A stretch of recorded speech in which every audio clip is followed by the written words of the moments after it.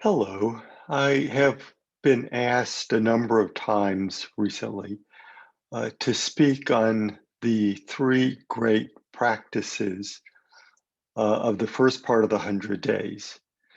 And those practices are names that I assume will be very familiar to you, but I'm going to talk about them in quite a new or different way, or different from certainly how I grew up. The three great practices are fasting, almsgiving, and intensive prayer. Now, uh, the the first weeks of the Great Hundred, and you may be more familiar with the name Lent, which I try to avoid because we really are in a continuous time that started in Transfiguration Sunday and finds its conclusion on Pentecost. And this entire sweep of the 100 days is about the practices that nurture, sustain, and deepen communion and community. And then our festival celebration of our gifts. And finally, on Pentecost, in some great way, our being sent forth to give our gift to a world in desperate need.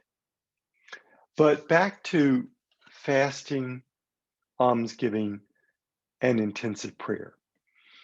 First of all, these three practices are intended to break us out of habitual thinking, that we decide to do these not because in any way we are bad, not because we are separated from God, just the opposite. We do these practices because we realize that we fall into our usual comfort zone and we fall into a lesser truth that how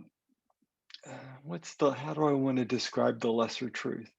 The lesser truth is that our intellect and our ego minds are our primary way to God.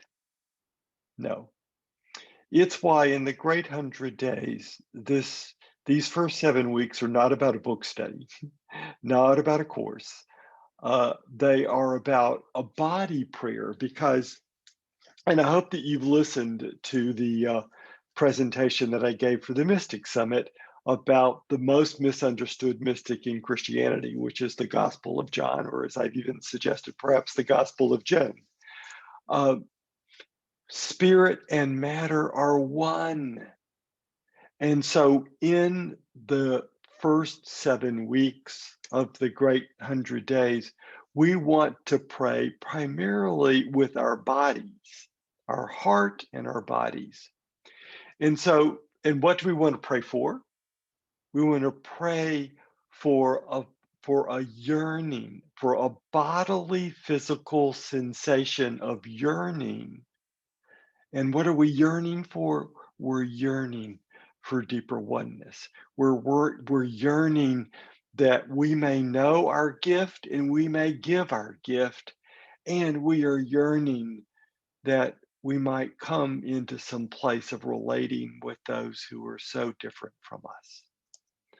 That our desire is to truly have spirit and grace, not our heads, because our heads work against us. Intellect does not get us to communion. Oh no, it's just the opposite because intellect for us is a tool of division and discrimination.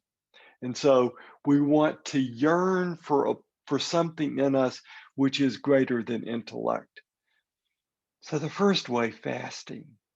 There are so many ways to fast. Yes, we can do a food fast, and that might be a wonderful way to physically, as we feel it in our bodies, as we feel it in our guts, to remember that we are doing this because we are praying for more shalom. We are praying for more relatedness and more union in the world. And especially, I am praying that I might be more in charity with those so different from me.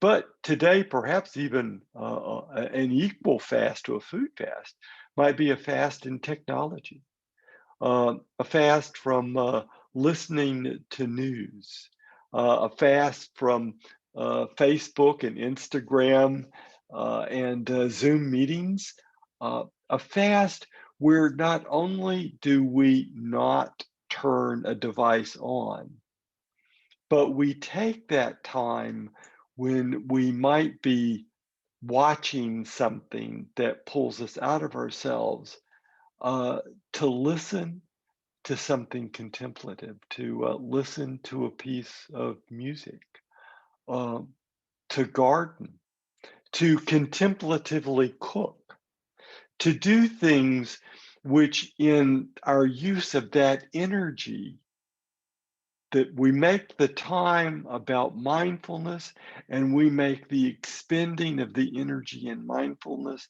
a prayer for greater shalom and peace.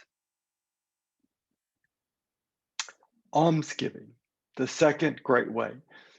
Almsgiving is just another focused way of fasting. But almsgiving traditionally is not giving from our surplus, but giving from our need, giving from our want. So I often think of almsgiving as, uh, well, one way I know, a dear friend of mine uses this practice. She keeps a fair amount of small bills in her car. And as she goes about her day and she sees someone with a sign on the road or sitting in front of a store or whatever, she gives. And she doesn't give by looking at the person and deciding whether she thinks they need or not. She simply gives because another person asks. This is a form of almsgiving. Another form of almsgiving I know comes from places which are perhaps more poor than we are. And they are places where people who have little food might give a pound of meat to another family with little food, or a pound of butter, or a pound of cloth. Another form of almsgiving is to discern giving in a week 90-10, that there would be perhaps a week a month, or perhaps there would be 1 or 2 weeks during the first 7 weeks of the Great 100 Days where you would choose to give 90% of what you make to some charity or to some place in need, and 10% for yourself. So, almsgiving is not that 5 or 10 cents or that dollar put away on a small bowl on your table, as lovely as that practice may be. Almsgiving really is extending yourself in a way that may be a little uncomfortable. And I don't mean to be unsafe, but truly to stretch yourself. And why do we almsgive? Why do we give so much? Because we are yearning to know that our security is not in our money and not in our things, but in the Holy One. And by extending ourselves, we are mindful of our prayer. And the prayer is, may all be one, and may I be more one with those not like me.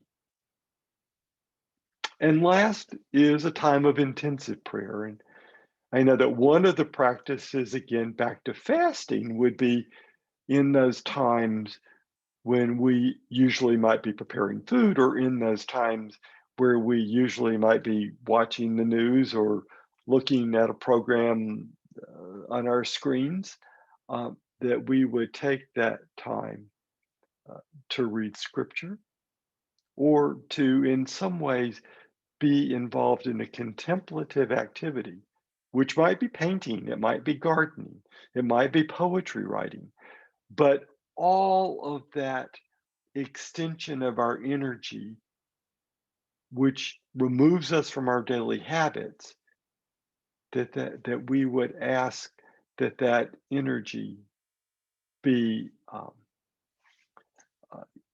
be our prayer for greater oneness.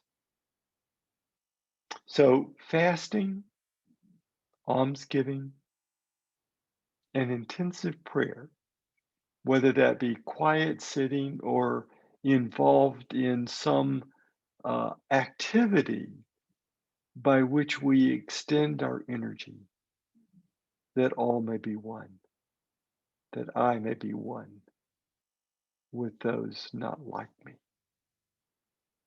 And that especially in this 100 days, that extension may be that I may be loosed from my own constrictions so that I might come to value and respect and yearn to be more like what I traditionally tend to push away and distance from myself. Join us. Thank you.